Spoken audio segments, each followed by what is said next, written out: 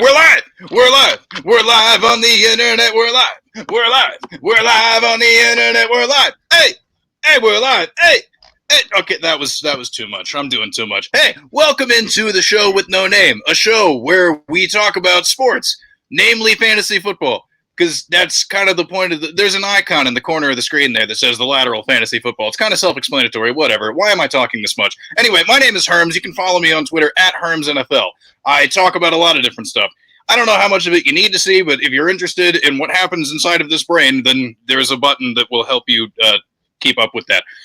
This show is also hosted by the person that is below me on the screen, and they should say hello.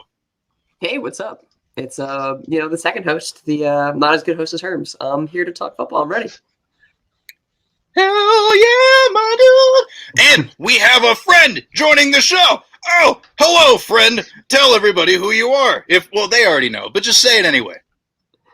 No, that's why I go on shows, to reach new audiences. I like to operate under the assumption that absolutely nobody on the show knows who I am. So I am Dave Kluge. I work with Fantasy Pros and Football Guys. And really, I'm kind of, I work with them, but I've been doing a lot of my own stuff lately. Just launched a show yesterday, The Launchpad, that I'm pretty excited about. We'll be doing 2 guests every single week. Just trying to give some of the newcomers in the industry a bit of a platform so they can kind of get their name out there, face out there, and that stuff. So did a doubleheader yesterday, which was a blast. And then I've got the Friday show that I'm doing with Steffi Smalls. We just had a show earlier today with Michael Liu at Mike Me Up, if you know him. And then on Tuesdays, I've got a show that I'm rocking with Lauren Carpenter that you can find on the Football Guys YouTube page. So hosting 3 shows a week is a lot of work. I've been staying busy. Yes, but it's so great, and it's so great of you to join us today to talk about rookie stuff, because the draft happened. I thought we were talking about dinosaurs. Oh, well, well, you know what? I've been led astray. Well, cat's out of the bag, whatever. We'll get to the rookie talk afterwards, because the NFL draft happened. It's topical, so naturally we should talk about that, because that's how things work. But, yes, I did promise that we were going to go around in a circle so that we could talk about our favorite dinosaurs. I will start with the, dude, I gotta go Stegosaurus on this one, bro. Because, those plates coming out of the back, that's pretty gnarly looking, all right? And, I can't imagine it was that easy to take those fuckers down. Because, they're huge, it's just I don't know, either that or the one dinosaur with the club on its tail or whatever, just they could yeah, man, smacking motherfuckers and shit. That's a cool dinosaur. So there you go. That's my answer. We'll turn it over to our guest first. Kluge, please tell us how you feel about one particular dinosaur that is your favorite. All right, I didn't know we were actually getting into this, but yeah, let's do it. So I've got a weird fear of birds. I saw a little kid get attacked by a blue jay when I was about 8 years old. We were at a wave pool, and they had it roped off. It was one of the poles next to the pool, and they had it roped off because there was a blue jay nest. Little girl runs up there, starts playing with the eggs. Mama blue jay swooped out of the sky, starts pecking her in the face, blood everywhere, and that is just burned into my memory for the rest of my life. So because of that, if I had to think of one. And that was a blue jay, little tiny blue jay. So imagine a pterodactyl, one of those big, 15-foot winged birds flying around. Yeah. I don't know if I'd say it's my favorite, but definitely the most awe-inspiring of all the dinosaurs. Yeah, dude. Yeah. This one time at the beach, I remember this very specifically. I was eating a PB&J, and a seagull just came and took it right out of my hands. It's 5 years old. Just came and swooped it away. I was like, what? What happened? God! It was a little terrifying. That's dude, there used to be these birds that would literally pick up children and small people or whatever in Australia. I forget what they're called, but they would these big fucking huge birds that would literally interact with humans and take them up and kill them and shit and eat them. Crazy stuff. Birds are terrifying, man. Yeah, they kind of are. Birds are scary, dude. Especially because, oh my god, there was one time I was driving down the road and there was what are those big things called that eat dead things? Oh, vultures, yeah, whatever, one of those things or whatever. And man, my car and that thing collided at the wrong time, and that was just oh my god, yeah. Oh, dude, that was one of the worst experiences of my life. You know what? Okay, the lateral officially has an anti-bird stance. You know what I mean? Nothing against like the creatures specifically, but more just about like the presence and the fear that they instill. You know what I mean? Like, I'm a lover of all creatures. Whatever, exist, do your thing, whatever. But just like don't do like creepy shit that like scares the hell out of us. You know what I mean? Like, I don't have time for that. Yeah, don't take our food. Yeah, please don't take my food. Don't attack children at swimming pools, and please stay away from my car. All right, I'll finish up Dinosaur Talk real quick. Yes, I'm a huge dinosaur guy, huge nerd. I was huge into them when I was like 5 and 6. So I'm taking the Utah Raptor, which is a way more based raptor. It's Velociraptors were tiny, small, fucking dumbass birds that were like 2 feet, 2 meters tall. They're really fucking small, and they suck. Utah Raptors were the real kind of raptors. They were huge. They were big. They're like the shit you see in Jurassic Park. Super cool, super based. So big Utah Raptor guy over here. Yeah, Jurassic Park really painted a picture of a Velociraptor that wasn't like scientifically accurate. I was reading the other day that they think that Velociraptors have feathers. Like I was just reading this the other day, and imagine how much, in my opinion, it would be scarier if the Velociraptors had beaks and feathers and were chasing people around like giant killer birds. I think that would be even scarier than a big killer lizard, personally. 100%. Scary. Yeah, for sure. Oh, well, that was... this is a show about football. But, are we sure? Yeah, if dinosaurs organically come up, we're not going to not talk about it. So there you go. Dinosaur takes from the Lateral crew and Dave, because it already happened and we can't rewind live shit. That's how whatever. Anyway, the draft happened, and there are people who played in college football that are now playing professional football, or will be very soon. And there are some that landed on teams that, we're really excited about what could potentially happen in 2021. And then there are some other players where it's like, I don't know, though. So, to kick things off, just going around talking about, some dudes we're stoked about. Some dudes we're not so stoked about. But all in all, at the end of the day, none of them are bad because they're professional football players, and that's a hell of a lot better than any of us have ever done. So whenever, always keep that in mind. Whenever you're going to be like, oh, that guy sucks. It's like, no, he's at, the top point, minuscule, percentage point of anybody who's ever played football. So it's just, slow your roll. But, wow, I'm horrible at transitions. Why did I give myself this platform to do this? Anyway, my favorite football team drafted Najee Harris. He is a running back. He played at Alabama. He will be on the Pittsburgh Steelers. I know that some people have kind of clowned the whole, well, why are you taking a running back in the first round? Why could you hit? Who cares? Whatever. He's really good. It is what it is. And he's walking into immediate volume that's going to be available to him with the departure of James Conner, moving on out to Arizona to split his time and chum it up with Chase Edmonds in that backfield. Good luck deciphering that one. So when we're looking forward to 2021, how do we feel about Najee Harris? And I'm going to start the conversation that we're going to inevitably end up happening once we get more reliable ADP data, all this stuff. Is he worth taking in the first round in redraft? Jesse, I will start with you. Oh, yeah, there you go. Whatever. Yeah, I don't think he'll be a first round pick for me. I might be out on him this year, depending on ADP, obviously. I think we talked about this a little bit on the last show. I love the situation. There's no one else that I really care about there as running back, so I really like that a lot. And you don't really find workhorse guys too often, right? But I'm not so sure I'm a fan of the Pittsburgh line. I'm not so sure how much of a fan I am of Najee Harris this year. Yikes. I think he'll eventually be a really good player. But I'm still a little bit cautious about him early on. I don't know. He's a good pass catcher though, so we'll see if Big Ben's able to play. We'll see if he's able to get some points that way. But I think the main thing is he'll be there. He'll be in most of the snaps. I would imagine like an 80% to 90% to 95%, share of the carries, honestly, because why wouldn't they pick him in the first round? I mean, it makes sense. They don't have anyone else on the team that could really do it. But first round, I'm probably out. There are more experienced running backs or possibly a top-tier wide receiver, maybe a tight end that I'd be more interested in. So I'm probably out. Okay, so before we hand it over to Dave, what you are saying is you are officially out on Kalen Ballage. Yeah. Yes, sir. Okay, we needed to clarify that. I know, true. We're all thinking it. We don't want anybody to walk away confused from this, so just needed to get that out there. Officially, Kalen Ballage, it's over. Sorry, buddy. Dave, what's up? Talk to me.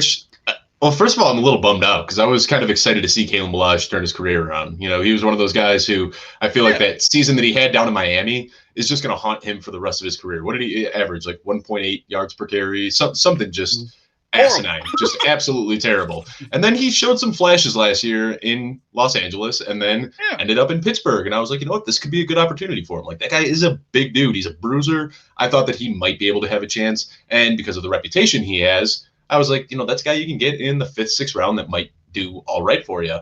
And then Najee Harris came in and just totally screwed everything up. But yeah, I am with Jesse. I am out on Najee Harris, unfortunately. And there are 2 big reasons for it, because people keep making the same 2 comparisons. They're like, hey, look at what Le'Veon Bell did. You know, when he was that workhorse back, he was great there. Well, guess what? When Le'Veon Bell was there, they also had the best offensive line in the league. So I understand that the skill sets are kind of similar when it comes to pass catching ability, quick on the feet, the patience. Like, you see a lot of similarities between Le'Veon Bell and Najee Harris, on the surface at least. But you know, the offensive line situation is totally different. And then the other comparison, and this one is a lot more recent, is Jonathan Taylor. And we saw last year, Jonathan Taylor came in and took the league by storm. If you drafted Jonathan Taylor, you probably won your fantasy league. And because of Jonathan Taylor's success, congratulations. I'm guessing that face means that you had Jonathan Taylor and you won your fantasy league. I did. It was great. The problem with this, though, is everyone's thinking that they can, like, recapture that magic again. And I don't think that Najee Harris is in the same situation. First of all, Jonathan Taylor went to a team that had the best offensive line in the league. Second of all, that is a run-first team. You look at the Pittsburgh Steelers, they have one of the worst run blocking in the league. And then, what is it? Over the I just looked this up the other day, but over the last 7 years, Ben Roethlisberger's per 16 game pace is 600, or it was over 620 pass attempts per season.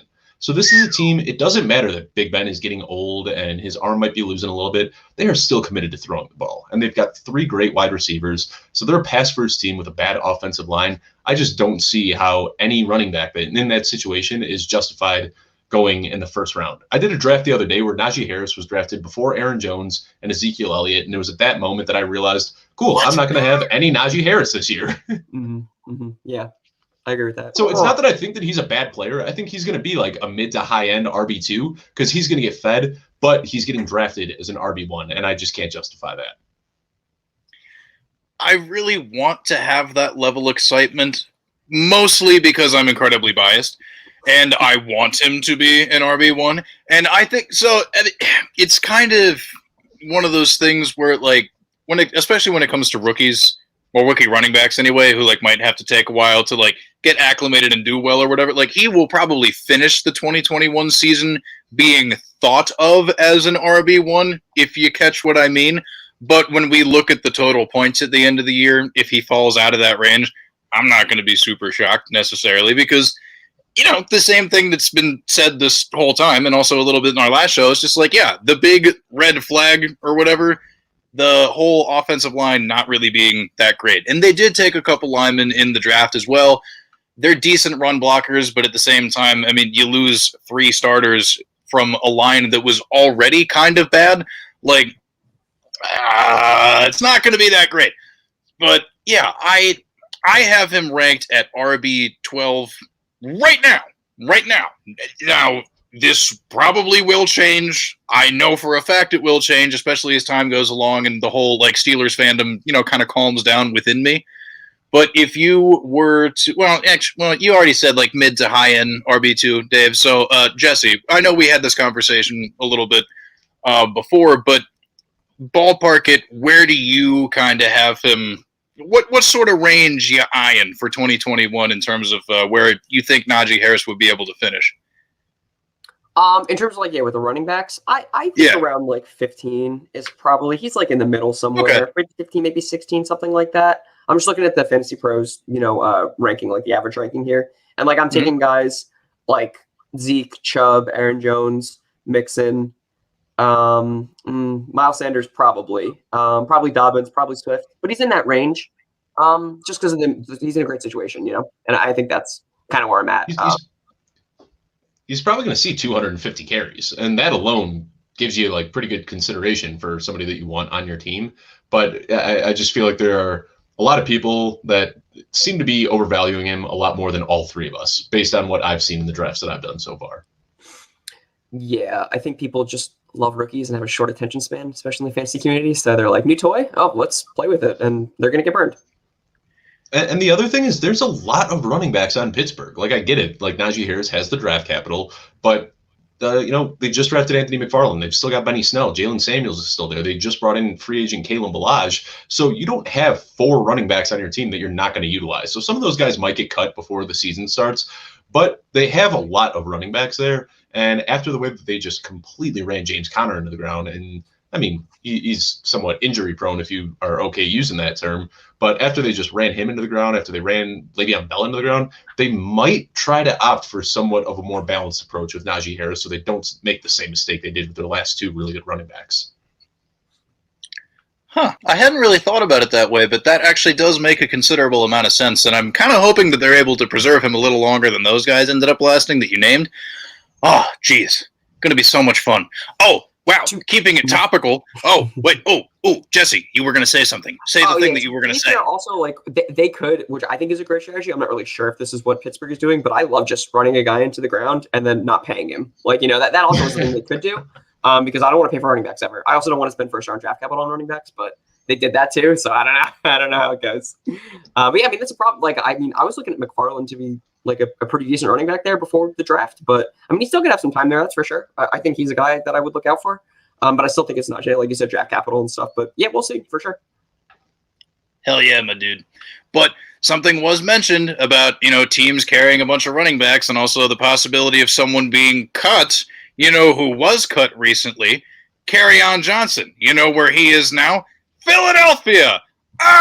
People are like freaking out because, I know I said this was going to be about rookies, but hey, keeping it topical. That's the news of the day. People are talking about it. And it's like, oh, this is the end for Miles Sanders, or it's just like, hey, chill out. You ain't got to worry about it for Miles Sanders. Those are the 2 camps. It kind of seems to be that way. Also, a little comment from the chat. Sorry, Jordan, I will bring it up. I have to. That's my job. I bring the people the entertainment that they want. Okay, I don't know. Anyway.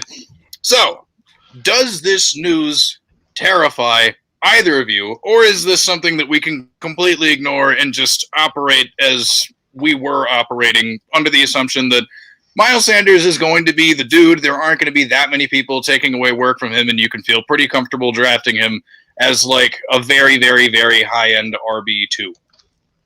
Yeah, Dave, you can go ahead.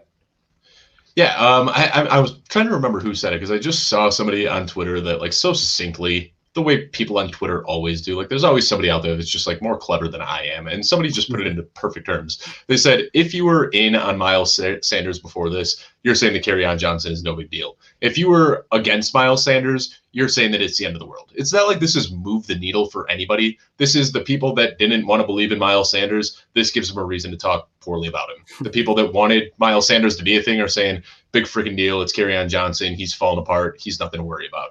And I think that that's very true.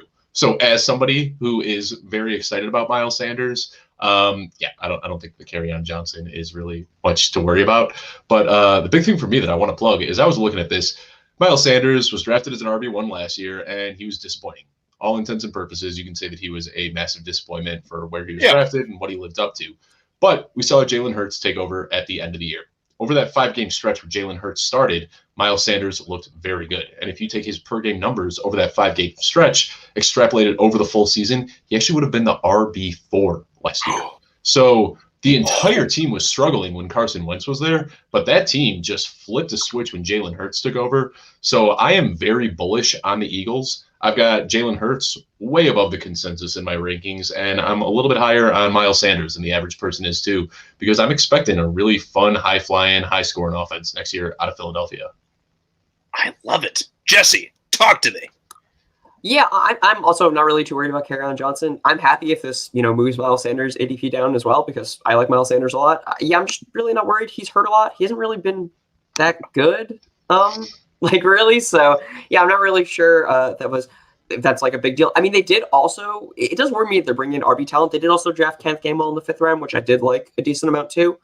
So there are some guys there, but yeah, I mean, if this pushes his ADP down more than I think it should, I'll be very happy about that because I like Sanders. I mean, I'm just looking at his stats right here real quick. I mean, he didn't play in week 1 or week 7 or week 8 or week 17. But I mean, his game by game stats are really not that bad. There's like, 3 games where he's under, 50 yards or whatever like that. But I mean, these stats aren't really that bad. And I don't think he's a bad player either. He's 3rd year now. He'll be 3rd year now. I'm very excited to get him now. Honestly, Philadelphia still is a good line. They drafted some guys because they're a little bit older. I'm not really sure. They play the entire year, but still got a great line. I like Hurts a decent amount. I also like Newman, who they signed as UDFA. So if that doesn't work out, Jamie Newman's there. But yeah, no, I mean, I like the situation a lot, and I don't really care about Carry On coming there. But I think he's a great addition to, any team that wanted to add him for cheap because he's 23 years old. Why not?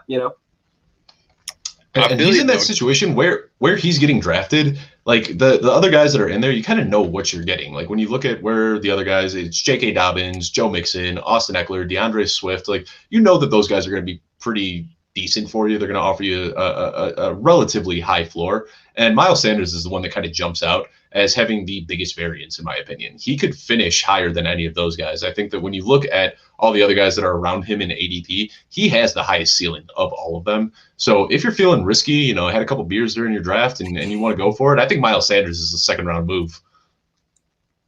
I'm a big Joe Mixon guy, but I get that. He does have a lot of upside for sure. So, I mean, yeah, Joe Mixon in my rankings, I would absolutely be taking Joe Mixon. Sure. I am Joe Mixon. I'm almost embarrassed to say how high I have him ranked, but I am ringing the bell. I get you. I feel that too. Back this year. I feel that too. It's like the guy's burned me for 3 straight years, and I'm still just going back for more. Like, just come on, just keep giving it to me, man. It's an abusive relationship. I'm into it though. I mean, But anyway. Some of us are gluttons for punishment. I don't know. It is what it is. Sure. But hey, I'm here for it, and it seems that the consensus here is that it doesn't matter when it comes to Kerryon Johnson. But a couple of other names were brought up, so I'm going to do another quick pivot before we continue to do the thing that I said we were going to talk about, but we haven't really talked about too much. Game time. Okay, we get to pick between Miles Sanders, Joe Mixon, Najee Harris. Rank these 3 players in order for next season for you, Dave. Mixon is far and away the guy for me. I mean, I love what I'm seeing from him. So Mixon, and then Miles Sanders, and then Najee Harris sitting down at the bottom there, unfortunately. All right, Jesse. Yeah, that's my exact same ranking. All right. Well, you're both wrong because Najee Harris is a god. No. Yeah, I dig the okay. You know what? I would make this spicy and contrarian for the sake of making it contrarian if I really wanted to, but I agree. So I'm gonna just go ahead and move on down to Jesse. Who is a rookie that you are very, very, very, very, very excited about? Why did I say "very" that many times? Who are you excited about in this incoming rookie class for next season? Yeah, for redraft, I think the biggest one, I'll start with running back. I think the biggest one, and it's not close for me. Well, it's a little close, but I like Michael Carter a lot. Big fan of going to the Jets, right? I'm pretty sure. Yeah, Williams is on Broncos. Yeah. He was my number 2 running back coming to this draft on my big board. I'm a huge fan. I don't really care about Tevin Coleman, Michael Pirine. Actually, I like Michael Pirine, probably more the consensus, but he's in a great situation. And even if he's, splitting, I think he will split time. He won't be like a full bell cow or anything like that. But this is also kind of a weak running back class. So, whatever. I think, honestly, he'll be probably the 2nd highest scoring running back behind Najee this year. And I think you could find some pretty good value in him. Like, people are going to be high in ETN. I get it. Even because I'm a Jags fan, but I also hate the pick. But Michael Carter is going to be, I think he is the upside to be number 1. And I think he'll floor as number 2 rookie running back. I'm a big fan of the Jets situation too. They brought in some offensive linemen last year, signed to some pretty big deals. They drafted, I'm pretty sure another guy this year. I mean, I like Becton. So yeah, I mean, I'm a big fan of what he can bring to the table just generally. And I like the situation a lot. The Jets are turning around to be a not bad team. I'm going to say it. I don't think they're like a bad team anymore. I think they have earned a tough division, but yeah, they drafted Elijah Moore, Vera Tucker. I think they're moving up, honestly. And I like Carter a lot. So yeah, he's one of my guys. I'm here for it, dude. And because I gave my opinion about it in an incoherent fashion last time we spoke, I'm going to bypass doing that again and hand it over to Dave. How are you feeling about Michael Carter, my dude?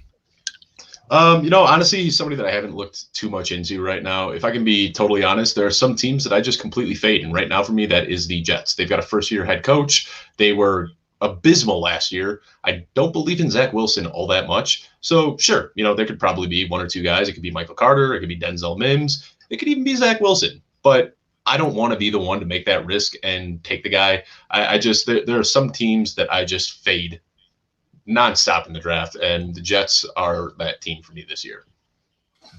So, could work out. And even what you were saying, I like Pirine too. I like Michael Pirine. And being a Chicago guy, I like Tevin Coleman too. Played in the same conference as me in high school. So I probably look at him through rose-colored glasses because I saw him as an 18-year-old just crushing other 18-year-old. Like, he was an 18-year-old man, and he was crushing 18-year-old boys into the dirt. So I have a different view of Tevin Coleman because of the competition I saw him play against. But, yeah, I really haven't even looked into the Jets that much because they're a team that I just want nothing to do with. So is this like revolving around Zach Wilson being bad and like your first year head coach and stuff? Is that like the main reason?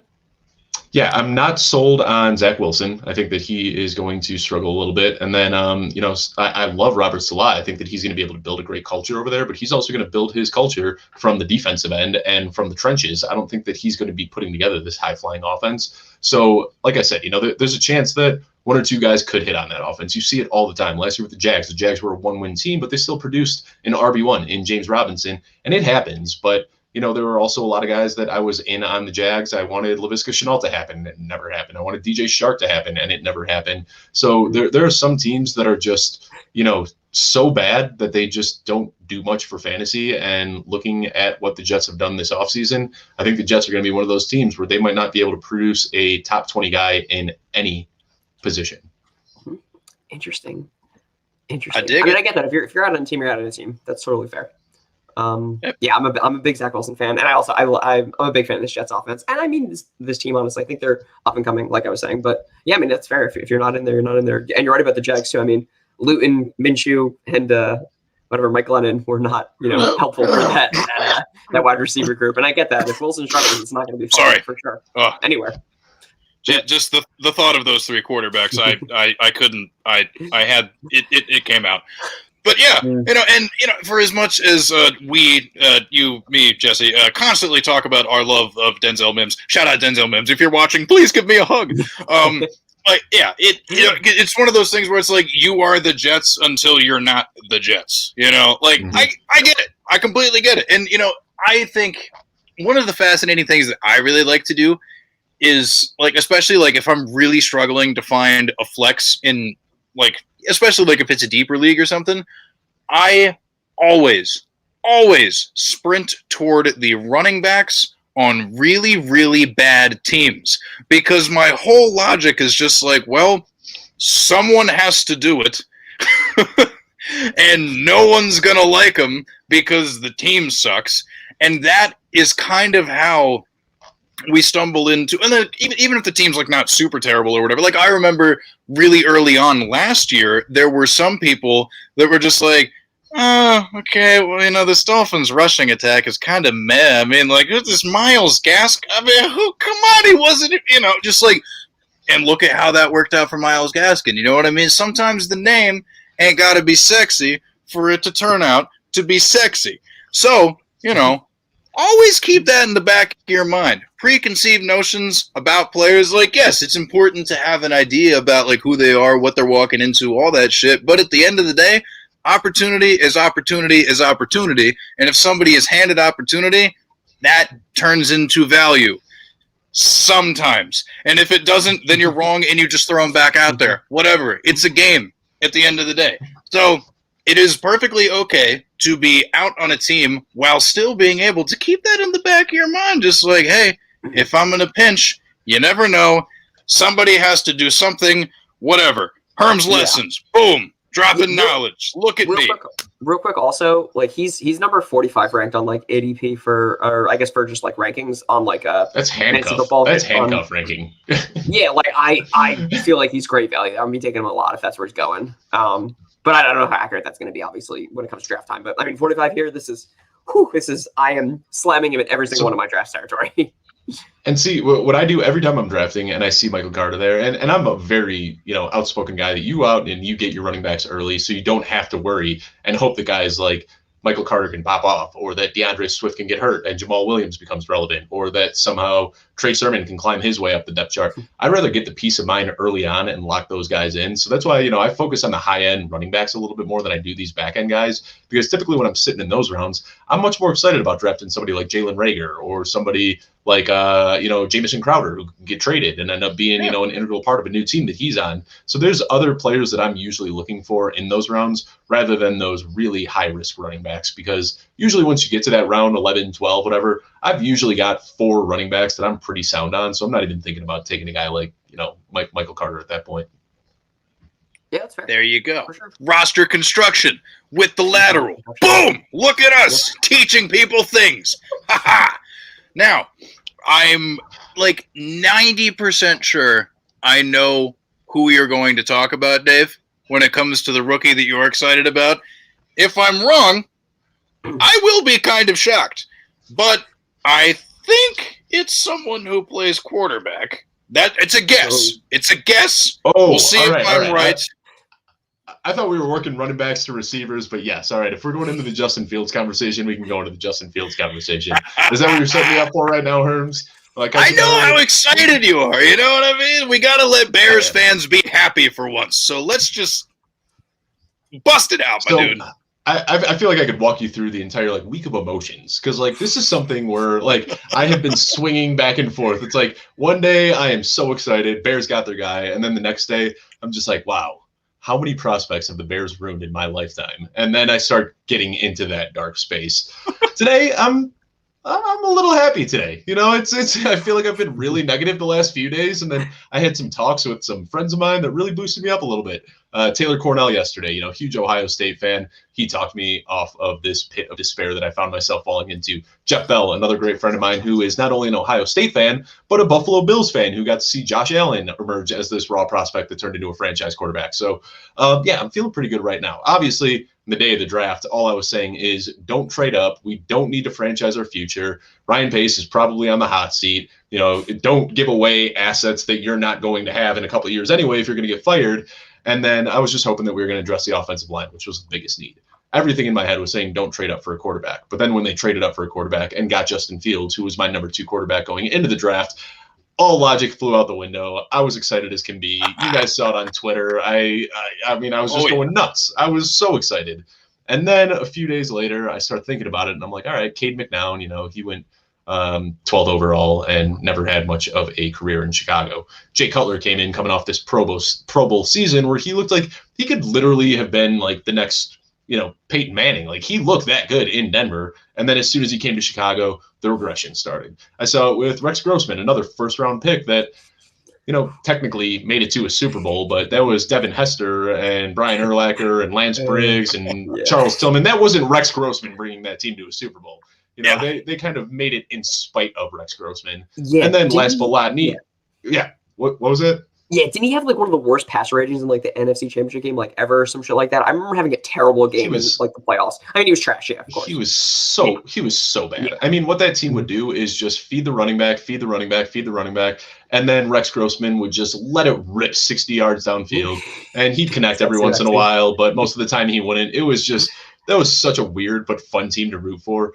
But then, the fourth one, obviously the most recent, Mitch Trubisky. Traded up, got Mitch Trubisky, terrible move. That one didn't work out. So, I'm excited because Justin Fields, he seems pro-ready. He seems like he's got a good head on his shoulders. But the Chicago media, the Chicago fan base are not good. They just aren't good. They're very impatient. They're very rude. I mean, Mitch Trubisky got drafted 2nd overall, and I was furious about that pick. When he traded up, got the number 2 pick, I was at the bar. We all expected that it was going to be Deshaun Watson. We couldn't have been happier. We're all hugging each other, thinking that we got our franchise quarterback. And when they said Mitch Trubisky, it was like somebody kicked me in the stomach. It was one of the worst feelings ever. And then the next day he goes to a Bulls game and gets booed. I don't know if you guys saw that. I don't know if that story made it out of Chicago. Mitch Trubisky, the day after he gets drafted, is at a Bulls game. They show him on the Jumbotron, and the entire United Center boos him. That is the franchise of the Chicago Bears. The fans are ruthless. The media is ruthless. It got to the point where Mitch Trubisky said that in Hallis Hall, like where they would practice, he said that they weren't allowed to have the TVs on because he was sick of turning on the TVs and hearing about how terrible he was. So, I mean, it is not an easy place to come in and play quarterback. So it worries me. And then, so that was my worry. That's where it started is, I've seen this happen to a lot of quarterbacks before. A lot of Jay Cutler, I think his regression came because of the fan base and the media. But then I talked to a lot of people who have been Ohio State fans, and they say that Justin Fields has kind of had everything working against him, where the press has been out to get him. You hear him calling him a one-read quarterback, talking about his work ethic, epilepsy, like whatever it is, like they were trying to crush his value before the draft, that Ohio State wasn't even supposed to play, and that he was out there doing whatever he could to make sure that the franchise could, or not the franchise, that the team could still play through this pandemic that we're going through. So there's a lot of stories I've heard about Justin Fields that give me hope, but I'm still cautiously pessimistic. I've been burned by this team a lot. So if he can come in and just take over the team and do what Deshaun Watson did to the Texans, that would be amazing. But I'm just expecting another bust.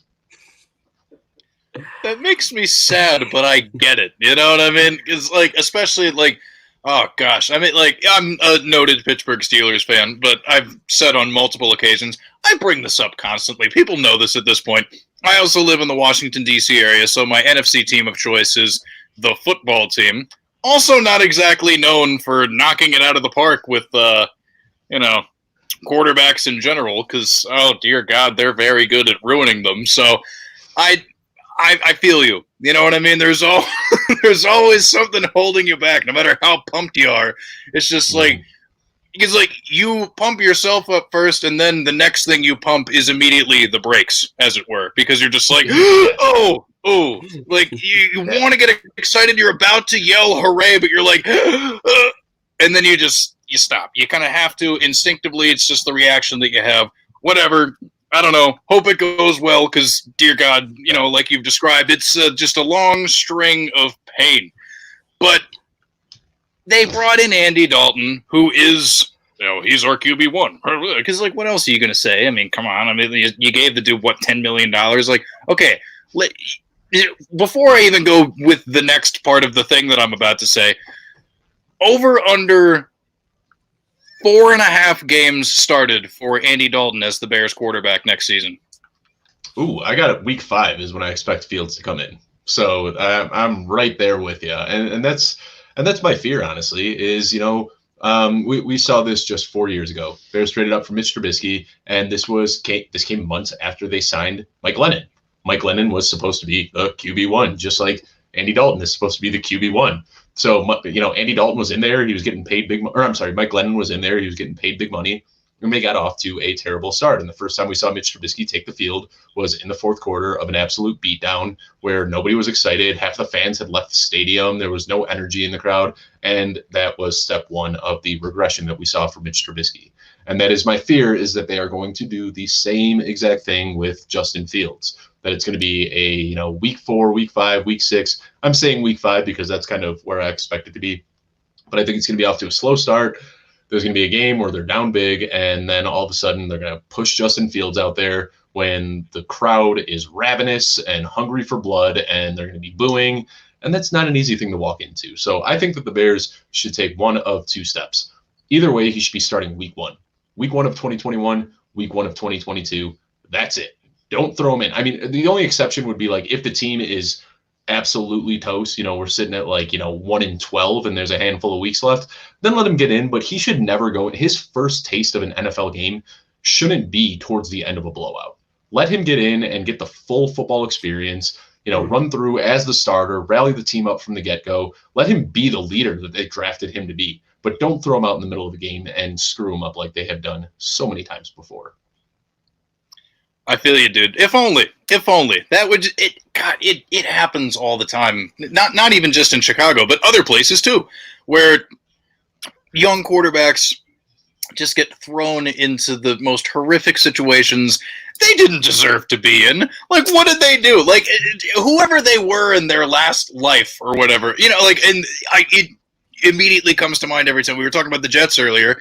Sam Darnold, you know what I mean? It's just I'm so sorry this had to happen to you. I mean, he seems like such a nice guy, but hey, you were really good in college. Welcome to the NFL. You're being rewarded with the worst thing ever. Boom! boom, and it's just like, oh god. So all right, if we are to assume, okay, so you think the likeliest scenario, in your professional Bears fan opinion, that they will probably put him in some horrifically awkward situation where it's just like weird and bizarre. How does that affect your opinion of him in fantasy for the 2021 season? Oh man, that's a loaded question. Because I find myself like, everything that I'm saying right now, when I see his name sitting there, like near the top of the ADP list, I find myself continuing to draft him because I'm a sucker and an idiot, and I love Bears. Realistically, though, he's not somebody that I would recommend going out and getting because, there's too much uncertainty. And it's one of those things, nobody's drafting redraft right now. What I'm doing are these best ball drafts, and I like doing them this time of year because of crazy market discrepancies. There's probably going to be some sort of clarity as the camps and everything shake out. I don't think that it's going to be leading up to week one, like minutes before kickoff, we're going to be refreshing our Twitter feed. Who's the starter going to be? I don't think that it's going to be like that. We're going to know as camp progresses. So if they say that he's going to come out and be the week one starter, I think that he could end up being a low end QB1. He's not somebody who wants to rush the ball, but he's got that rushing ability. I mean, I don't watch a ton of college football, but from the games I saw, I see a lot of Deshaun Watson, where he's just can stand strong in the pocket. He's got that athletic build, but he's not a Lamar Jackson or a Kyler Murray type where he wants to run the ball. He runs the ball when he has to. He almost reminds me kind of Andrew Luck, too, where Andrew Luck had the wheels, but he wasn't a run-first quarterback. So I think that rushing upside can help him a lot. So I'd say that he has the ability to finish as a low-end QB1, but people that are out here saying that he could be like the QB1, I don't see that happening. What's the vibe, Jesse? So I'm gonna start out with two qualifiers. My dad's a Bears fan, so I'm a big Bears fan of the NFC. I like them a lot. I'm also a Penn State fan, so fuck Ohio State. But no, I think he should be starting week one. He's the best quarterback on that roster.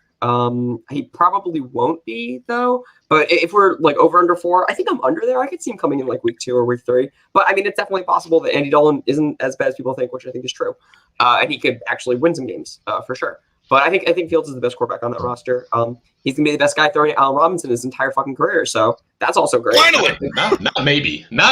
He is the best quarterback. Yeah. You can go back to his high school days, and I think it's the best quarterback he's ever had. Yeah, for sure. Hackenberg, all that stuff, all the way to now. Yeah, for sure. McGloin? What was it? Matt McGloin? Oh, was it Matt McGloin? Oh, right, yeah. No, both of them. He had both in college. You had Matt McGloin and Christian Hackenberg, and then right. Bortles, Trubisky, Chase Daniel, Nick Foles. Just a disgusting list. Hell of a group. It really is. Yeah, it really is a disgusting list. There's too many Jaguars there, but that makes sense. But yeah, no. So Fields, he was my quarterback 3. He was significantly lower than my quarterback 2 in my grades. But I don't hate him if he's able to start. He's in a pretty good offense, I think, with a really good receiver. I mean, people like, I'm blanking on the name, but Herms loves him. Who's the other wide receiver there? To the Mooney. Mooney, whatever. I don't know how I feel about Mooney, but stud. Absolutely. I love him. I like Cole Kmet, so we'll see if he gets to play because Jimmy Graham's still trash. But yeah, I mean, we'll see about him. I like that he can rush too. That's always great in fantasy. You want to have that on your team. So if he's able to start, I'm interested. I don't know what his ADP is, right now, but if I just look real quick on the Fantasy Pros thing, he is 24, 23. Okay, that might be about right.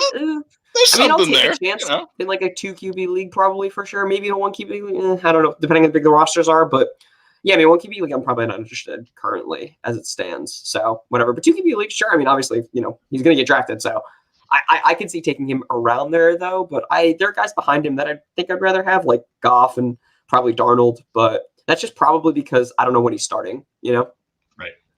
And my fear, I talked about my apprehension a little bit and what I don't want to happen. But if I can give you my absolute pipe dream, it's that he comes in there and just pulls the Russell Wilson. Where Russell Wilson wasn't supposed to start. It was supposed to be the Matt Flynn show, and then Russell Wilson just showed up in camp, and they're like, oh my God, like this guy can throw the ball. So I'm hoping that Justin Fields just shows up in camp, and they're like, hey, sorry, Dalton. Sorry, Foles. Just that way, we found our guy. That would be the pipe dream. And then we get 17 games of Justin Fields, but, I'm like I continue to stay cautiously pessimistic. All right. Do you think Nagy will do a good job with him? Because my dad talks about how much he hates Nagy all the time, and I don't know if I agree. But what do you think? Do you think Nagy will handle him correctly? I am not a Nagy hater the way that the majority of Bears fans are, nor am I a Ryan Pace hater. I think that both of these guys have had a few really big mistakes that are tough to ignore, but I think they should be ignored when you look at their entire body of work. Overall, Matt Nagy, he had a couple really big gaffes. Kevin White at the 7th overall pick might be a worse pick than Mitch Trubisky at the 2nd overall pick. Like, seriously, Kevin White is probably worse on the resume. That's true. I think you're right there. Yeah, Kevin White's definitely worse. That was brutal. At least we got some games and wins and playoff appearances with Mitch Trubisky. Kevin White was so those are the two things that really stand out that Matt Nagy did terribly. He's also not the best play caller, and when it comes to like clock management, he makes some silly moves here and there. But overall, I think that he's done a decent job of at least, keeping the team together. And then you've also got to remember he's a brand new head coach. He's only been a head coach for 3 years, and in those 3 years, he's made the playoffs twice with Mitch Trubisky as his starting quarterback. And overall, he's 28-20. So a lot of that comes on the defensive end. I'm not going to completely ignore that. But I think that, everyone's saying that, oh, Matt Nagy, if they lose their first few games, he needs to be gone. That's why I hate the Chicago fan base and the Chicago media, because they're just so impatient. And then, Ryan Pace, like I said, he's got the 2 big gaffes in the draft, and they're both first round, highly picked gaffes that are really tough to ignore. But then at the same time, he's found phenomenal talent late in the drafts. Jeremy Langford, we got a couple good years out of him in the 6th round. David Montgomery in the 3rd round. Like his eye for running backs is great. And then he's also gone out, got Eddie Jackson in the 5th round, who was a phenomenal pick. He got Jalen Johnson last year in the 4th round. Like his ability to find talent late in the drafts, Cody Whitehair, Eddie Goldman, Cole Kmet, like he has drafted some really, really good players. It's just those two. The 2 highest picks he's ever had were Kevin White and Mitch Trubisky. So it's tough to overlook those, but he's done pretty well elsewhere, and he's brought in some really good free agents. So I think that they should get at least a few more years, but knowing how Chicago is, it's just not going to happen that way. You mentioned, I think you didn't mention the worst thing ever was trading for Nick Foles. It's probably the worst thing y'all could ever do. Pay that guy that salary, give a 4th round pick. Terrible. That was pretty brutal. Also, the Robert Quinn one was pretty bad. Yeah. $75 million. Yeah. Letting Leonard Floyd walk to give Robert Quinn $75 million. Mm-hmm. And Robert Quinn, he dealt with some injuries last year, so I'm not totally, writing him off on that one yet. Hopefully Robert Quinn can bounce back next year. But right now, yikes. Yeah, I think there is an out maybe next year or something like that, but you're right. They gave him way too much on there. Absolutely correct. Right. After this year, they can cut him. But what they paid Robert Quinn last year and this year, they could have had Leonard Floyd for the next 5. Sure. I agree with that. Yeah, 100%. Oh, man. Hey, keeping it in things that are negative, segue. Boom. I'm the best at this. So we talked about some guys that we're digging the vibes, we're feeling it. We're just like, oh, hell yeah, fun stuff. Some rookies, maybe we were hopeful for certain things, and then it kind of went the other way, and now we're just like, oh, geez, Rick, and we're just like, I don't know. So let's stay negative. Woo, all about being negative. Yeah. Screw you, you're the worst. I hate football. Yeah, football sucks. God, yeah, it's not even a big. I do agree with that sentiment. Yeah.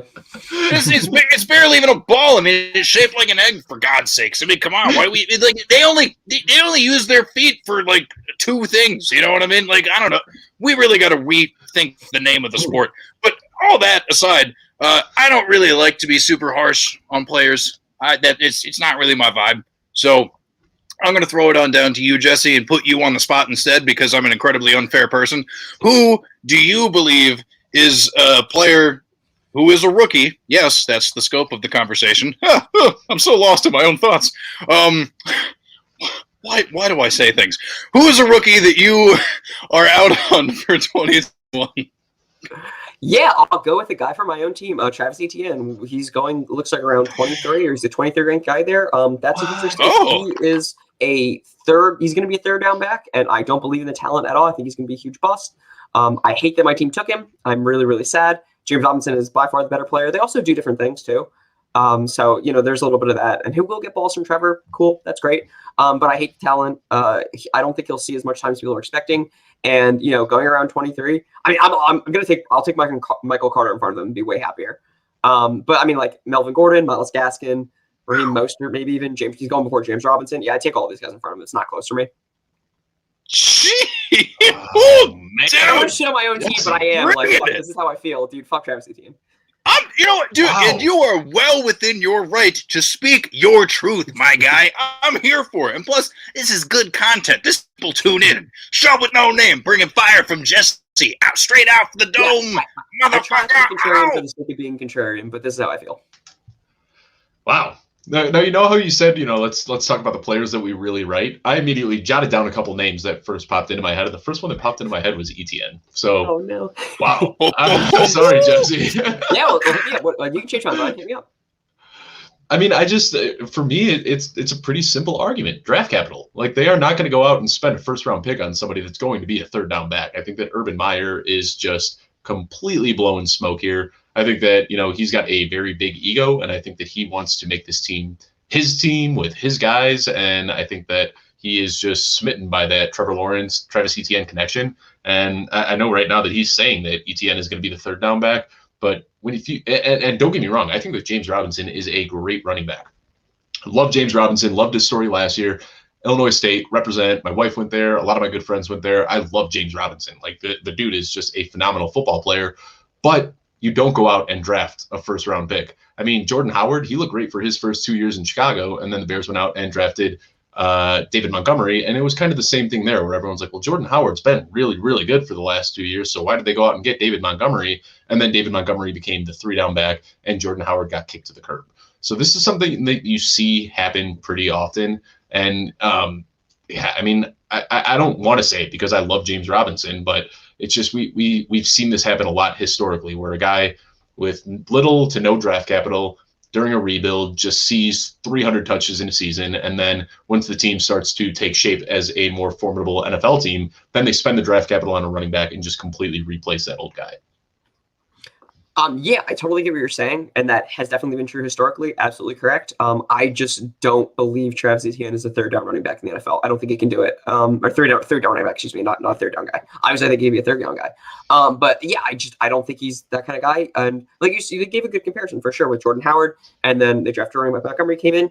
But I feel like those guys did the same thing. They're both Bears running backs, big, strong guys who want to push the ball, do all that stuff. I just don't think that's the case here. And even if they want to make it work, when you say that about Urban Meyer trying to make team, it gives me Chip Kelly flashbacks. I'm starting to freak out already. I'm going to full panic. But yeah, I mean, I just I don't think he'll be able to do it. And if he's forcing the hand there, sure, it might happen. But I really think Robinson is still going to be at least partially the guy. So I think it, like, worst we see, like, for either guy, we see like half and half split, and that is what it is. And I think at pick 23, I'm. Then really how does Carlos Hyde fit in here? Carlos Hyde has been a Jaguar before. We cut him. We'll cut him again. So Yeah. Okay. yeah, but I mean, I think not pick 23. I'm sorry. The running back 23. Like, I don't think that's good value. I think that's pretty bad value. All right, so let's talk about it. 2021. I mean, we speak in terms in PPR here at the Lateral. So there we go. PPR scoring, running back blank for Travis Etienne in 2021. Whoever wants to answer. Yeah, I'll go first for this one. He's.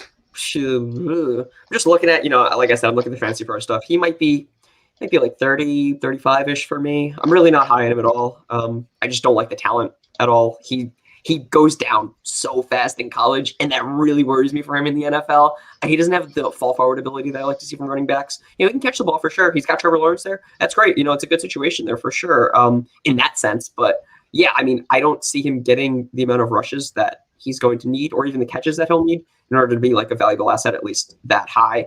I also just, James Robinson did some really impressive stuff. I know he had a lot of rushes last year. I know he was the only guy there, but I mean, they were behind in almost every single game, and they were still using him to run the ball a lot, which I think speaks a lot to how much they value him. Or, the old regime did value him. It's a new regime here, so it's possible we could see a change for sure. That has happened in the past, and as much as I think it's a mistake, it definitely could happen. But I'm just out on the talent, and I'm just not a fan.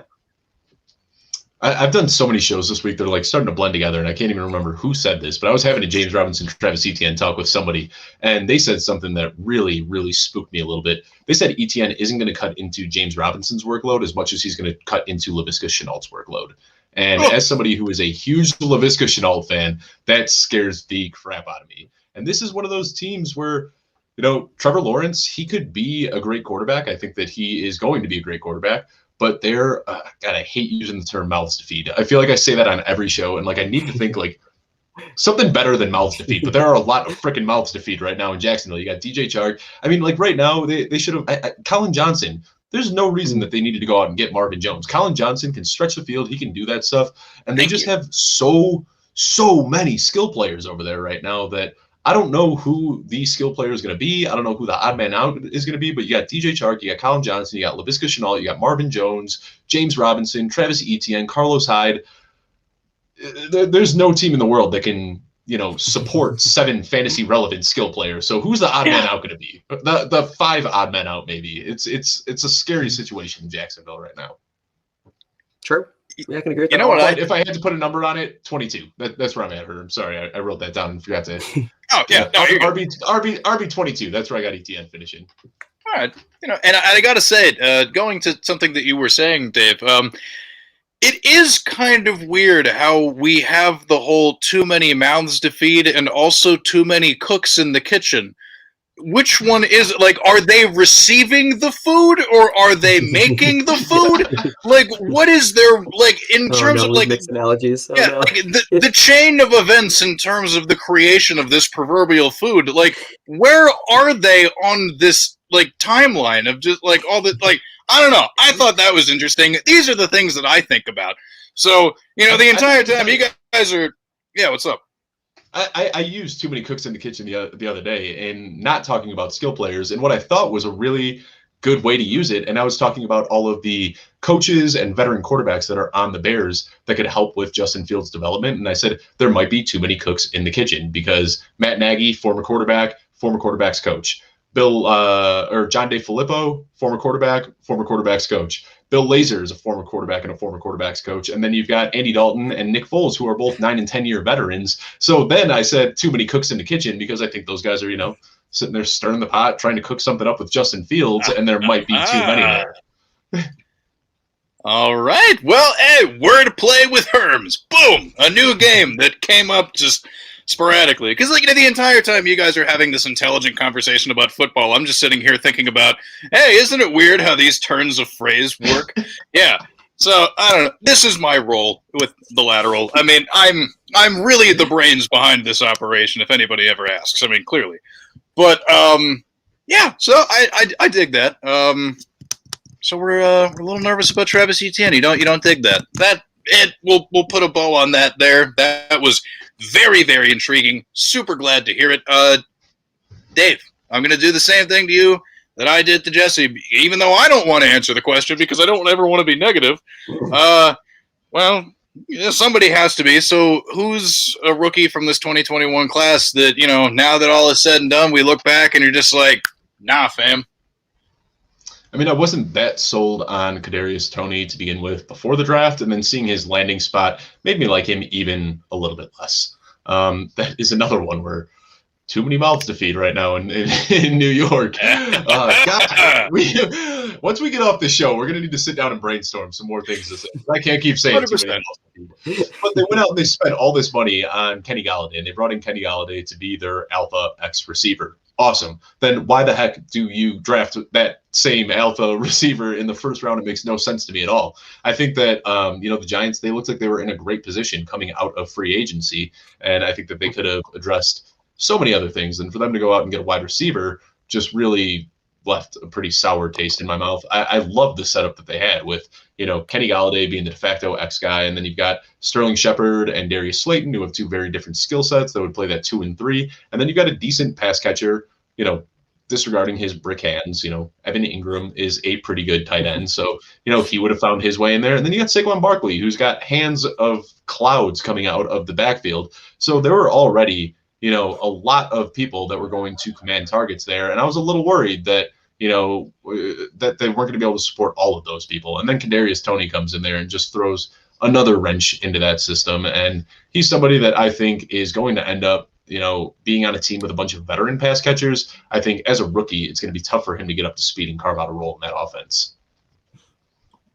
Yeah, and when it comes time in the rookie drafts or whatever, and, you see Kadarius Toney sitting on the board, it's like, you've come to a fork in the road.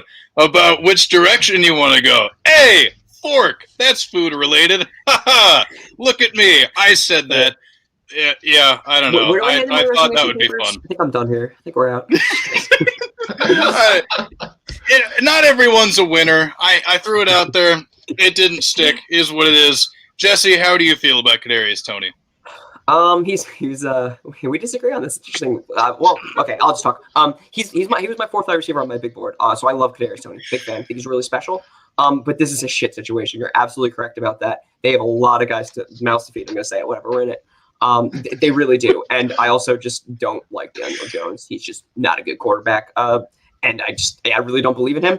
So it's real bad for, I don't like him for Tony's fantasy value like this current season. Yeah, I'm not really a fan at all. A lot of stuff's about situation, for sure. And he goes into a crowded room with a bad quarterback on a pretty bad team. I still think they're a bad team because the offense won't get there yet, I don't think. Mostly because of Jones in the offensive line. I love Saquon, but and I like Kenny Galladay a lot too, big fan. Same with Toney, but yeah, it's not a good situation. And I really just don't like that. But I like the talent. I'm a big fan of Toney's talent. He's definitely, high ceiling, high floor guy though. So like if he busts, I wouldn't be surprised. But I think he has. I don't want to say it, but I'm gonna say it. He is like Tyreek Hill upside. Big fan. I won't say it too often. You said it. I don't want to say it too often.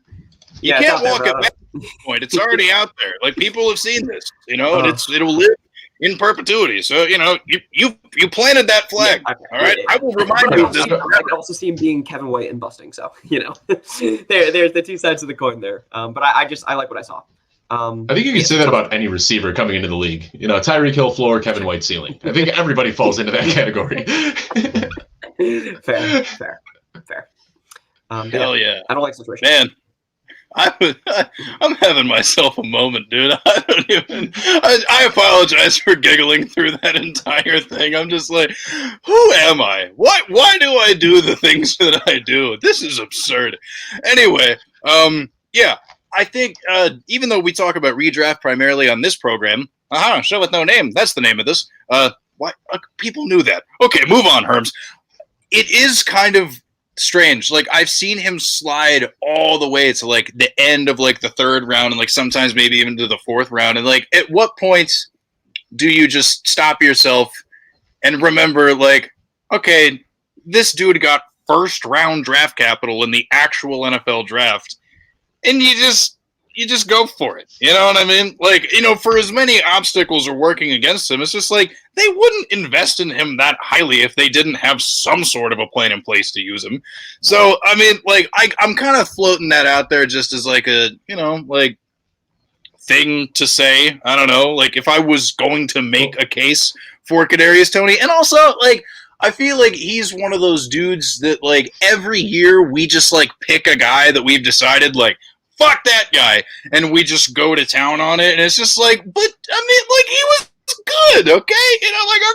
He's not Jamar Chase or some shit, but, like, why do we have to sit here and act like, Kadarius Toney's the worst? It's like, well, if he's so fucking bad, then why did he get picked in the first round of the NFL draft? You know what I mean? Like, and I know that hindsight, always proves things to be smart or dumb or whatever, and there are plenty of people who get picked in the first round of the NFL draft that are bad, whatever. I kind of just blew up my own point. But either way, I'm just saying, give it time, people. Give it time. We can't just why are we burying this dude and having his funeral before he's even stepped on the field? I mean, dear God, that's a thing that I wanted to tell people. So I did it. Yes. Okay. If I'm going to just bite the bullet and say something negative about a rookie, I'm a little disappointed in. Actually, I'm gonna make this my own. Herm's Spin Zone. Boom. I wish we had a graphic for that. That would be super cool. The whole idea that, like, oh my gosh, these receivers are so good, blah, blah, blah. We're not worried about landing spot. And then it's just like we see two guys we really like land on the Ravens and Tylan Wallace and Rashad Bateman. And then, like, all of a sudden it's just like, oh, okay, pack it up. They're useless now. It's like, okay, look, I get it. Baltimore is known for their incredibly, high rushing volume offense. That is what they do. But at the same time, you scheme a system around the personnel that you have on the team, right? So if you are don't have the personnel to do a lot of passing and all that whatnot because you're not really trusting in the wide receiver group that you have, then like, yeah, it certainly stands to reason. But if you bring in 2 receivers with decent draft capital, one of whom being, the first round pick or whatever, it's just like, well, okay, they're probably going to throw more. So that will be good. I don't know maybe about the rookies, but I guess I'm kind of bringing this up to tie it around to the whole, like, Lamar Jackson thing that's been happening on Twitter. Some people just, like, absolutely roasting this dude, even though he was, like, didn't he win a unanimous MVP at, like, 23 or some shit? You know what I mean? Like, what were we doing when we were 23? I know what I was doing, and, like, I was not anywhere near as accomplished as this man. Like, I don't know. Like, they gave him weapons to work with at his disposal, on top of the fact that he is already a lock for the most part to rush for close to or over 1,000 yards as a quarterback. So it's like, what else do you really want this dude to do? Like, just like take it easy on Lamar, man. I wanted to throw that out there. I wanted to turn a negative into a positive because that's what Herms does. There's my take. Lamar Jackson is going to be super good. Whatever worries that you have about it, just like, fuck it. Let it go. Let it go. Let it go. Fun fact, I've never seen that movie. But there it is. Does anybody have thoughts on this? Oh, God. What am I doing? Yeah, I'll absolutely weigh out on this. So I'm buddies with Andy Behrens over at Yahoo, and I was talking to him the other day, and I told him, I was like, I really want to put Lamar up at QB1 on my rankings, but I'm afraid that I'm just gonna get flamed for it. And like that's my biggest fear, is putting something out there and people saying, oh, you're just doing that for clicks, like you're just trying to get attention, you're just going for hot takes. Because like, Twitter can be kind of ruthless, and it's you want to put your analysis out there, but you also get shredded for just like giving an opinion about like one of the most speculative things out there. Like, no analyst is ever right. Like, if you look at any analyst season rankings and then how those finish, like nobody's ever right. And I talked to him about it, and he was like, dude, go with your gut. He's like, this is the time of year where you take that gumption and you make that move. So I did it today, and I announced that Lamar Jackson is my redraft QB1 for 2021. I moved him above Pat Mahomes, and Lamar Jackson is officially my guy. And I think it's because of Rashad Bateman. Like, you already know that he's going to rush for 1,000 yards. The one thing that has been missing from that offense is a big physical receiver that can catch balls across the middle of the field, and the Ravens went out and got 2 of them. So I'm all in on Lamar Jackson this year, and I would be shocked if he doesn't finish as a top 3 quarterback. You know what, Dave? You are absolutely correct. He's my number 1 quarterback too. I love him. Big fan. We agree. We agree. Yeah, it took until after an hour, but we finally agreed on something. I totally agree. I love having the floor of him rushing. He's a great rusher, and I love that we can now actually have some wide receiver weapons. Like Hollywood Brown is pretty good. I like him, but I don't like him on the outside. I like him more as like a slot guy who can stretch the field. But Tylan Wallace and Bateman. Bateman is my number 6 wide receiver on my big board. I was a little tentative about that. I'm not really sure he could have fallen, whatever. But I think getting those guys for Lamar is great. He hasn't really been working with a great group there for most of his career, and he not great, Bob. So yeah, I mean it's great. He's a really good passer still. He really is. And he's a great runner. And they added, what was it, Cleveland in the draft, right? Yeah, Ben Cleveland in the draft, which I like. Ben Cleveland. Yeah, big fan. I think he was kind of a steal at that point. I mean, they added Zeitler also in the offseason too, which I like a lot still. Sammy Watkins. Yeah, Sammy Watkins is an interesting one. Right, yeah. Not Week really a one fan, but wonder. he's definitely better than like what they had. So give him props for that, I'm a big fan of Lamar, huge fan. He's just also so safe with that rushing floor, and he doesn't really get hit like you would expect our rushing guy to do. Same with Kyler, which I really like about both of them. So yeah, I love Lamar. He's going to be my number 1 quarterback. He was also my number 1 last year. So big fan. I love that you pointed that out about him not getting hit, because I had Cam Newton when he was young in Carolina, first dynasty league I was ever in. And that guy, like, he would just like welcome hits. Like, he was dropping his shoulder and trying to run people over. And then you see Lamar Jackson, and it makes no sense. Like, it's him and one other guy coming right at each other, and you're expecting the hit, and then Lamar just boop, and he just dips out of bounds and doesn't have a finger touching it. It's like, how did he do? Like, he just avoids contact every single time he takes off. That stuff also worries me about Josh Allen. He wants contact. He's a big dude too, and I get it, and he's good at that. Helps win games for sure. But I worry about that for him for sure. So yeah. Mm-hmm. Where you at, Herms? Are you on the Lamar Jackson QB1 trade too? Put him QB1. Come on, Herms. Okay, well, you know what? okay, I'm going to do this in real time because I was not prepared to actually even say the thing that I said because I don't know. Well, no, I'm not known for my preparedness either. So it's just like it is what it is. But I'm pulling it up right now, looking at where I have Lamar Jackson because I have some of this memorized. Okay, I have him as my QB3 or whatever. But now that we're talking about it and now that we're really getting into the spirit of it, I will be moving him up to my QB1 to be in solidarity. I will join this wave. We will do it. Book it. Herms, Lamar Jackson, QB1 for 2021. Yeah, let's do it, baby. I'm here for it. And, like, honestly, like, just because I am sick of just, like, the obscene amounts of criticism, a lot of it doesn't really make any sense. Like, some of it, based around, like, like rushing quarterbacks, people are always a little nervous. And then, like, there are other reasons he gets criticized for. We know why. Don't have to talk about it too much. But is what it is. So, yeah, like, Lamar Jackson's very, very good at football. He has an incredible group of weapons, finally, now, or whatever. And, comparing it to before, or whatever, the bar wasn't very high, because you can step over it because it was on the floor in terms of some of the people he had to work with. You know what I mean? Like, no offense to these guys, because, again, like, like Miles Boykin, whatever. Like, yeah, you made it to professional football, so clearly you're good at this. Way better than I ever was. I never even played football. What do I know? But, like, yeah, I love it. I'm so here for it. It's going to be absolutely phenomenal. And also, like, yes, 2020 was a little bit of a rough start. Things got a little dicey there. But, like, I don't have the exact number off the top of my head, but I remember, I think it was, like, week 8, week 9 is, like, when things really... Oh, yep. Save me, Dave. I got it pulled up. Weeks 1 through 12, the Ravens went 6-5. So, winning record, but 6-5. And over that stretch, he averaged 57 yards per game. And then it was after that, it was starting week 13. That's when they flipped the switch. They changed their scheme up, and they said, hey, we need Lamar to run. From then on, they went 5-0, and he averaged an additional 30 yards per game, 86 yards per game.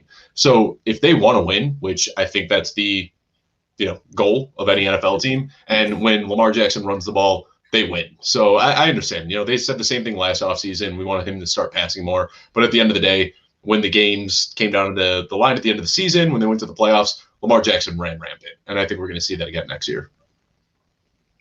Hondo percento. Dude, I'm here for this so much. Oh, my God. This has just been... Oh, my God.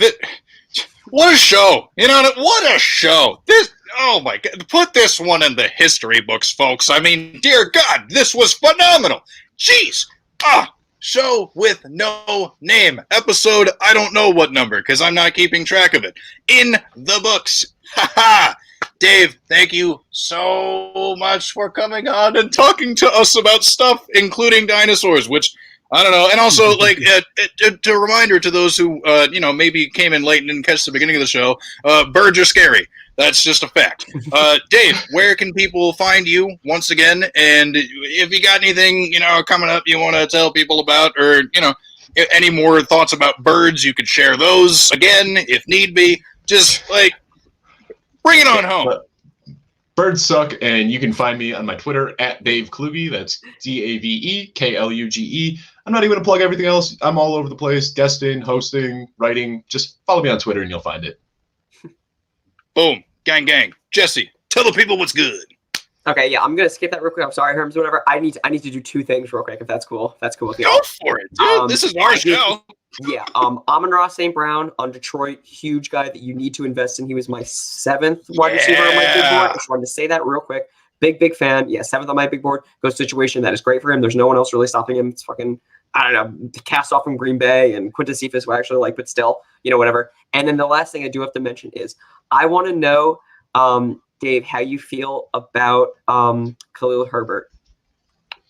I haven't looked too much into it. I'm not too excited about him. I mean, from what I saw, he was a producer in college, but from the tape that I saw, didn't really impress me that much. He seemed like a guy that racked up a lot of yards because he was getting the opportunity, but I didn't see a single thing on tape that impressed me. He looks like he is very good at reading the field, and he's able to kind of find those lanes where he can like navigate his way in the open field, but he doesn't really have much explosiveness. He doesn't have a lot of lateral quickness. He just looks like one of those veteran running backs that just knows the game really well, but doesn't have any elite athleticism. So I don't really know how that's going to fit and work into the NFL. I don't really know what his role is going to be. But I'd love to hear from you if you've got a take on him, because what I saw was kind of boring, if I'm being honest. I'll just say real quick because I know we're ending the show. A little bit. He was my running back 4 in the draft, above Etienne. So that's how we feel. That's how I feel. Wow. So that was Wow. the actual, all right. Well, like we talked about it, Ryan Yeah. Pace has an amazing track history when it comes to drafting running backs in the late rounds. So yeah, maybe I really liked him. Yeah, big fan. I thought he was one of the few A-pluses I gave in this draft. Big fan.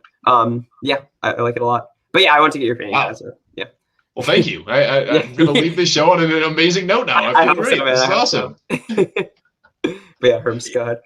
Oh, dude, and I gotta say, we talked about it a little bit before. I was also incredibly high on Khalil Herbert. Like, I think it is just such a great pick, dude. I mean, like, oh my gosh, like toward like the end of rookie drafts or whatever. Like, if I'm looking toward like the very, very end of it, and I just want to scoop a running back just to stash on the taxi or something. Oh, I love Khalil Herbert so much, dude. It's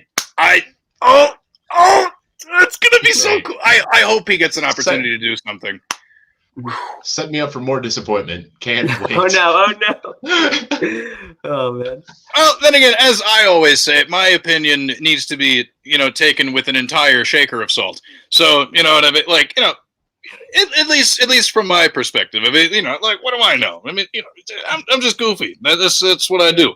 I but know we technically signed off a few minutes ago, but since Jesse plugged something in, I want to say something too. Herms, I remember when you were like brand new on Twitter. You had like 100 followers at the time, and you just had this like Herms talk. I don't even remember what you called it. It was just you doing a video of yourself in your garage, and you could just feel the energy like just blowing out of the phone as I was watching that video. And I remember I DM'd you immediately, and we just connected like from the get-go. And I just want to say that like the creativity, the energy, like everything that you bring to this community is so awesome. It is recognized. People see it. So just keep up with it, man. It's a ton of fun to see what you're doing out here. It's weird, it's different, but people really, really resonate with it. So keep it up, bud.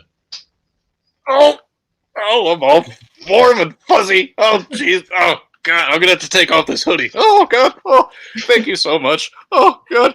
Oh, you can find Jesse on Twitter at Bacon Games Jesse. It says that on the screen, but this is also going to be a podcast. So if you listen to this, you won't see it because that's kind of how the medium of audio works. So there you go. I said it out loud. Okay, I'm Herms. You can find me on Twitter at HermsNFL doing more stuff like this. So if for any reason this was appealing to you, this happens on a daily basis. So what's up, baby? I write stuff. You'll see it if I post it. If I don't and it just goes into the garbage, then you'll never see it. But just know that it happened. I will be on in half an hour for Rum Boys After Dark. What up, gang gang? So it'll be more of this, but I'll be drunk instead. So yes, this is me sober. I don't know. I am who I am. It's very peculiar. I also have a YouTube show with 14 personnel called In Herms Terms. Pretty self-explanatory. I don't think I need to explain why okay, anyway, that's a thing that happens sometimes. When it happens, I will tell you about it, as will 14 personnel through their Twitter page at 14p_pod. Yeah, so that's cool. The Lateral can be found on Twitter at The Lateral FF. We have a website, www.thelateralff.com. I am extremely professional, and for Jesse and for Dave, I am Herms. I need